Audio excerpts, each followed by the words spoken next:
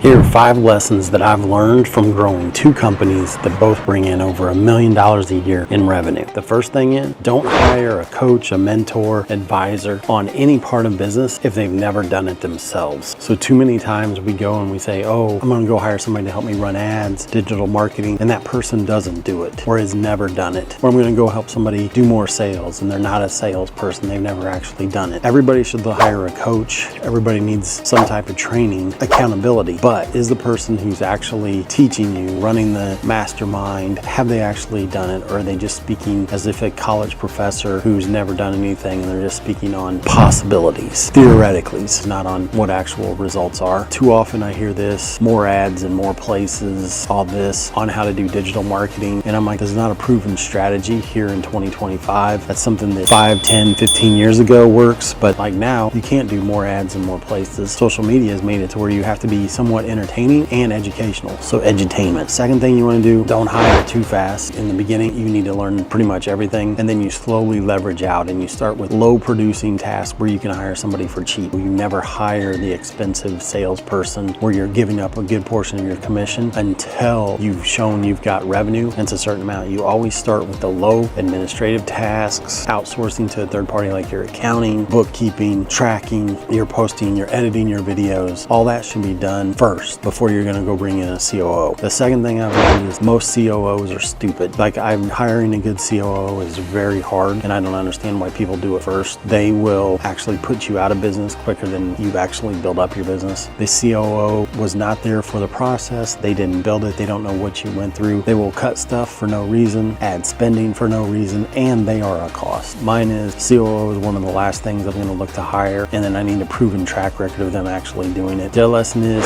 don't spend money that you don't have. Don't take out loans if you don't have to. Try to do stuff the bare minimum to make sure you're making a profit, make sure you're making money, because you're not running a charity. Too many people don't know their expenses, and they understand that they just like, oh, there's money in the bank, let's spend it. That's a terrible way to do it. You need to know what you're coming in, what your cash conversion cycle is, when's the revenue coming in. And the other thing is, so if you pay your sales rep a certain percentage of the sales, let's say 30%, they bring in a $10,000 sale, they get $3,000. If you do that sale, you need to pay yourself, at least in the profit, in tracking the profits, you need to pay them that $3,000. That's the big thing where most people do, is they don't pay themselves for the tasks they perform, and then they think their profit's more. I heard a real estate agent out of Rhode Island talking about how he was making close to 30% profits. And then when he showed it, he wasn't paying himself anything, but he was running the CEO position, he was helping with sales, he was doing all this information. He was like, oh, it's 30% profit. He goes, oh, I only pay myself a disbursement when I need it. Dude, that's an expense. So if you're sitting in the seat, what would the cost of somebody to sit in that seat to fill it? That's how you figure out profit. Otherwise you have fake profits. And that's a big thing when people are like, oh yeah, my profits are 30%, but I didn't pay myself anything. That's not a business owner, that's a clown. Those are my tips from how to run 2 companies that make over 7 figures every single year.